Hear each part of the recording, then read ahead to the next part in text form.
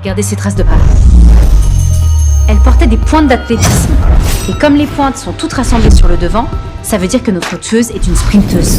Et vu sa rapidité et la distance parcourue, je dirais qu'elle fait du 11 secondes aux 100 mètres environ. Morgan jette un simple coup d'œil au petit trou sur le tapis et déduit instantanément la vitesse à laquelle le tueur a pris la fuite. 1 heure plus tôt, Teddy, qui jouait les astronautes, s'est fait agresser. Un gâteau lui a été écrasé en pleine figure. Tout le monde a cru à une simple mauvaise blague. Mais la seconde d'après, Teddy s'est mis à baver et s'est effondré raide mort. Selon les légistes, la crème du gâteau contenait une dose massive de psychotrope mortel, et une seule bouchée suffit pour tuer en quelques secondes. Le pire dans tout ça, c'est que la scène de crime se trouve dans un angle mort, ce qui empêche d'identifier le visage du coupable. Cependant, ses chaussures trahissent son identité. Oui, rouge avec une bande noire au talon.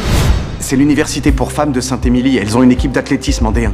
Karadec lance immédiatement une enquête sur les membres de l'équipe d'athlétisme du lycée. Mais le seul élève capable de courir le 100 mètres en 11 secondes, c'est Alden Prescott. Tous deux foncent alors au collège Saint-Émilion, bien décidé à remonter sa piste. Mais une fois arrivé dans la chambre d'Alden, il n'y a que sa colocataire. Interrogie. Cette dernière balance cache qu'elles ont été mises ensemble par hasard, qu'à part partager la même pièce, elles se parlent à peine, et qu'elle n'a aucune idée d'où elle a bien pu aller. Karadec soupçonne la coloc de faire obstruction, mais en voyant le bordel monstre dans la chambre, Morgan est persuadée que la gamine ne ment pas. Christine aime bien être tranquille, elle préfère s'isoler.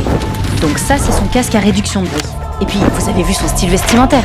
Elle est à fond dans les mangas, elle adore les faux ongles. Et puis il y a Arden, la reine de la performance. Elle fait du sport, elle publie des posts, et elle chante. En analysant leurs habitudes de vie diamétralement opposées, Morgan déduit illico que le lit de gauche appartient à Alden. Et dans la poubelle juste à côté, traîne une boîte de gâteaux, qui contient peut-être encore des traces du poison mortel. C'est à ce moment-là que Morgan tilte sur une coupure de presse accrochée au mur. La bonne sœur sur la photo n'est autre que l'entraîneur d'athlétisme d'Alden. Et comme un coach connaît forcément ses athlètes par cœur, elle détient peut-être un indice clé pour boucler l'enquête.